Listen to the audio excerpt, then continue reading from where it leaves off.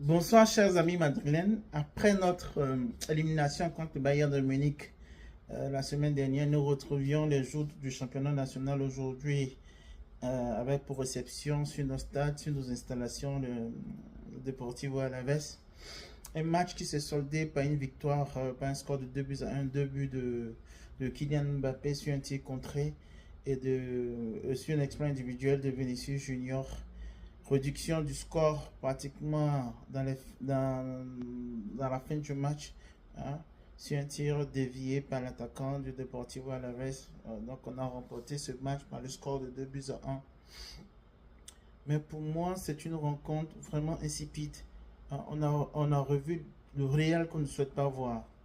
Trop d'égoïsme, trop d'égoïsme entre Vinicius Junior et Kylian Mbappé. Des situations de jeu où ils ne doivent pas, où ils doivent penser au collectif, faire une passe, se décaler et peut-être même recevoir une passe. Ils pensent plutôt à tirer et donc à penser à leurs statistiques individuelles.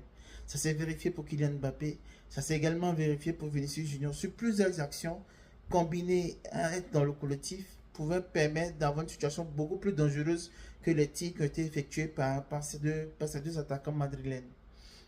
Un jeu beaucoup trop pauvre, je l'ai dit tout à l'heure. Un milieu de terrain quasi inexistant, même avec les retours d'Aurélien Tchouaméni. Preuve que lorsqu'on manque un match, le rythme n'est plus ça. Les deux seules satisfactions pour moi dans ce milieu de terrain étaient Bellingham qui a fait un travail de fourmi en ratissant beaucoup de ballons, se repositionnant, en couvrant les espaces.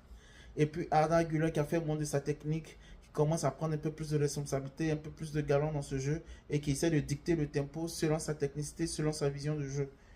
Dans l'arrière-garde, dommage, on a eu la blessure de Militao encore. L'entrée de Rudiger n'a pas du tout rassuré Dean Hussein dans cette défense centrale.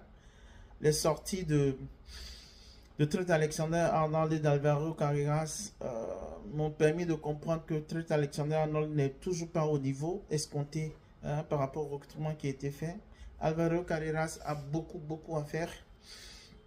Les arrêts décisifs faits par l'Union ont laissé augurer d'une assurance pas quasi parfaite, donc une assurance pratiquement 70-80%. Ça me donne de penser aux éventualités qui en cours actuellement en ce qui concerne l'actualité du Real de Madrid pour la saison prochaine, pour ce qui est du coach. Je pense que des trucs sont faits notamment avec Jürgen Klopp, mais je pense que Klopp n'a vraiment pas envie d'entraîner, il est bien dans sa situation actuelle. Didier Deschamps apparaît comme un candidat sérieux au vu de son palmarès, au vu aussi de ses relations qu'il a avec Kylian Mbappé. Mais moi, je ne pense pas que ce soit un candidat